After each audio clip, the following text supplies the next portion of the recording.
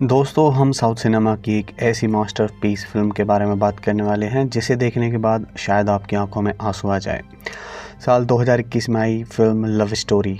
जब ये थिएटर्स में रिलीज़ हुई थी तो लोगों को लगा था कि यह शेखर कम्मुला की बाकी फ़िल्मों की तरह एक सिंपल सी प्यारी सी लव स्टोरी होगी जिसमें बहुत सारा डांस होगा और अच्छा म्यूज़िक होगा। लेकिन जैसे जैसे फ़िल्म आगे बढ़ती है ये एक ऐसा मोड़ लेती है जो हमारे समाज के दो सबसे काले चेहरों को बेनकाब करता है।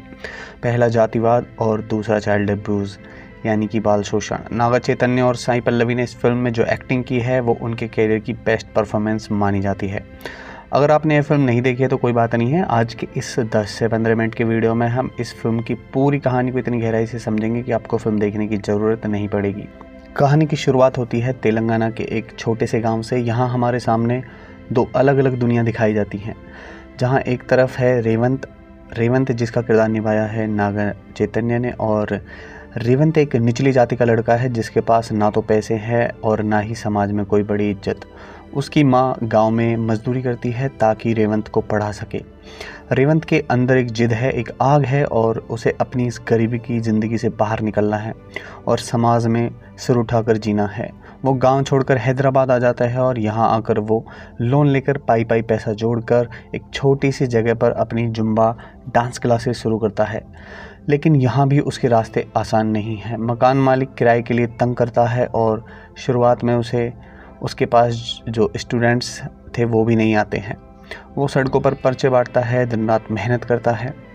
अब ऐसे में एंट्री होती है हमारी फीमेल लीड यानी कि मोनिका की, जिसका किरदार निभाया है साई पल्लवी ने। मोनिका उसी गांव के सबसे अमीर ऊंची जाति के जमींदार परिवार की बेटी है। उसके घर में बड़ी बड़ी गाड़ियां हैं, रसूख है, लेकिन मोनिका के पास एक चीज़ नहीं है, वो है आज़ादी। मोनिका ने बीटेक की पढ़ाई की है और वो आगे नौकरी करना चाहती है, लेकिन उसका परिवार खासकर उसके चाचा बेहद दकियानूसी और क्रूर है। वो लड़कियों को सिर्फ घर की चारदीवारी में रखना चाहते हैं। मोनिका के दिल में डांस को लेकर एक अलग ही जुनून है, लेकिन घर के डर से वो भी कभी खुलकर डांस नहीं कर पाती है। जब घर का माहौल बहुत ज़्यादा दम घोटने वाला हो जाता है तो मोनिका बिना बताए नौकरी ढूंढने के बहाने हैदराबाद भाग आती है।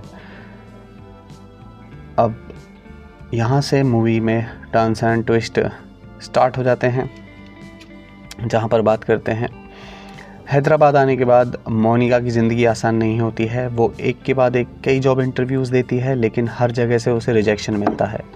वो पूरी तरह से टूट जाती है और डिप्रेशन में जाने लगती है।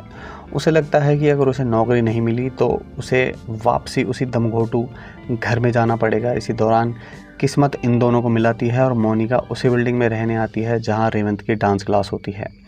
एक रात जब मोनिका छत पर अकेले में डिप्रेशन में और गुस्से में डांस कर रही होती है तो रेवंत उसे देख लेता है।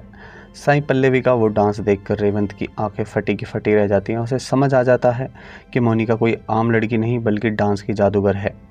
रेवंत अगले दिन मोनिका के पास जाता है और एक बिजनेस प्रपोजल रखता है और कहता है, तुम मेरी क्लास में पार्टनर बन जाओ, तुम लड़कियों को डांस सिखाना, जो भी कमाई होगी हम आधी आधी पार्ट लेंगे। मोनिका शुरुआत में हिचकिचाती है।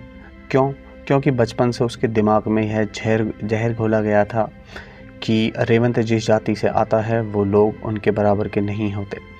लेकिन अपनी मजबूरी और डांस के प्यार के खातिर वो मान जाती है। अब शुरू होता है फिल्म का सबसे खूबसूरत हिस्सा। दोनों मिलकर जुम्बा क्लास को एक नया रूप देते हैं। मोनिका के आने से क्लास में लड़कियों की भीड़ लग जाती है और दोनों सुबह से शाम तक साथ में डांस प्रैक्टिस करते हैं। इस सफ़र में रेवंत मोनिका की हर छोटी बड़ी ज़रूरत का ख्याल रखता है। जब मोनिका उदास होती है तो उसे हंसाता है। धीरे धीरे मोनिका के मन में जाति का जो पर्दा था वो हटने लगता है और रेवंत की सादगी और उसकी अच्छाई से उसे प्यार होने लगता है। रेवंत भी मोनिका को अपना दिल दे बैठता है और यहाँ हमें फिल्म का वो आइकॉनिक गाना सारंगा दरिया देखने को मिलता है जो स्क्रीन पर एनर्जी भर देता है। लेकिन दोस्तों, खुशियाँ ज़्यादा वक्त तक नहीं टिकती हैं और मोनिका के घर वाले उसे ढूंढते हुए हैदराबाद पहुंच जाते हैं। वो उसकी मर्जी के बिना उसकी शादी अपने ही किसी रिश्तेदार से तय कर देते हैं। जब मोनिका के चाचा और उसके पिता उसे लेने आते हैं तो मोनिका का चेहरा डर से सफ़ेद पड़ जाता है और वह कांपने लगती है और रोने लगती है। यहाँ पर डायरेक्टर शेखर कम्मुला ने फिल्म में एक बहुत ही गंभीर मुद्दा उठाया है। हमें फ्लैशबैक में पता चलता है कि जब मोनिका छोटी बच्ची थी तब उसके अपने सगे चाचा ने उसका शारीरिक शोषण किया था। वो दर्द, वो खौफ मोनिका के दिल में इस कदर बैठा हुआ है कि आज भी अपने चाचा के सामने देखकर वो ढंग से सांस भी नहीं ले पाती। वो किसी भी कीमत पर उस घर में वापस नहीं जाना चाहती जहाँ उसका बचपन छीना गया था। रेवंत को जब मोनिका के इस दर्दनाक अतीक के बारे में पता चलता है तो उसका खून खौल उठता है। वो समझ जाता है कि यह लड़ाई सिर्फ अमीर गरीब या जाति की नहीं है, बल्कि मोनिका की जान और उसकी मानसिक स्थिति को बचाने की है। रेवंत मोनिका का हाथ थामता है और कहता है कि मैं तुम्हें कुछ नहीं होने दूंगा। दोनों रातों रात हैदराबाद से भाग निकलते हैं। मोनिका के घर वाले अपनी झूठी शान और इज्जत के खातिर उनके पीछे अपने खूंखार गुंडे लगा देते हैं। अब दोनों एक शहर से दूसरे शहर अपनी जान बचाकर भाग रहे होते हैं। ना तो उनके पास पैसे हैं, ना ही कोई उनके पास सहारा है। भागते भागते एक वक्त ऐसा आता है जब रेवंत को समझ आता है कि भागना कोई हल नहीं है। वे कब तक और कहाँ तक भागेंगे? ताकतवर लोग उन्हें ढूंढ ही लेंगे। तब रेवंत एक बहुत ही हिम्मत और समझदारी वाला फैसला लेता है। वो मोनिका से कहता है कि हमें कानून का सहारा लेना होगा। वो सीधे भागने के बजाय पुलिस स्टेशन और मीडिया के सामने सरेंडर करने पहुंच जाते हैं। जैसे ही वो पुलिस स्टेशन पहुंचते हैं, मोनिका का रसूखदार परिवार और उसका वो जालिम चाचा भी अपनी पूरी ताकत और वकीलों के साथ वहां आ धमकता है। पुलिस भी शुरुआत में मोनिका के अमीर परिवार का साथ देती है और रेवंत पर दबाव बनाती है। ऐसा लगता है कि रेवंत और मोनिका यहाँ जंग हार जाएंगे, लेकिन तभी ऐसा होता है कि फिल्म का सबसे बड़ा और इम्पैक्टफुल ट्विस्ट सामने आता है। मोनिका, जो अब तक एक सहमी हुई डरी हुई लड़की थी, वो अपने अंदर सारे डर को ख़त्म करके शेरनी की तरह खड़ी होती है। वो कैमरे और पुलिस के सामने दहाड़ते हुए अपने चाचा की उस घिनौनी सच्चाई को सबके सामने ला देती है। वो चिल्लाकर कहती है कि कैसे इसी शख्स ने बचपन में उसके साथ गलत काम किया था। यह सुनते ही पुलिस स्टेशन में सन्नाटा छा जाता है। मोनिका के पिता के पैरों तले ज़मीन खिसक जाती है।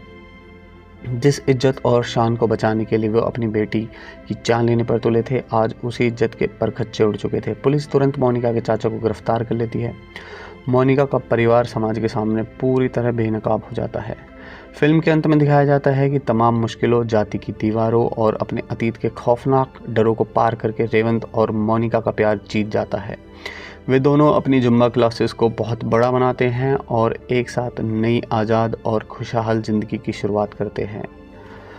तो दोस्तों, आप लोगों का बहुत बहुत धन्यवाद। अगर आप लोगों ने पूरी कहानी देखी है और आप लोग यहाँ तक आए हैं तो आप प्लीज़ हमारी वीडियो को लाइक करें और हमारे चैनल को सब्सक्राइब करें ऐसी ही शानदार मूवीज़ के एक्सप्लेनेशंस के लिए।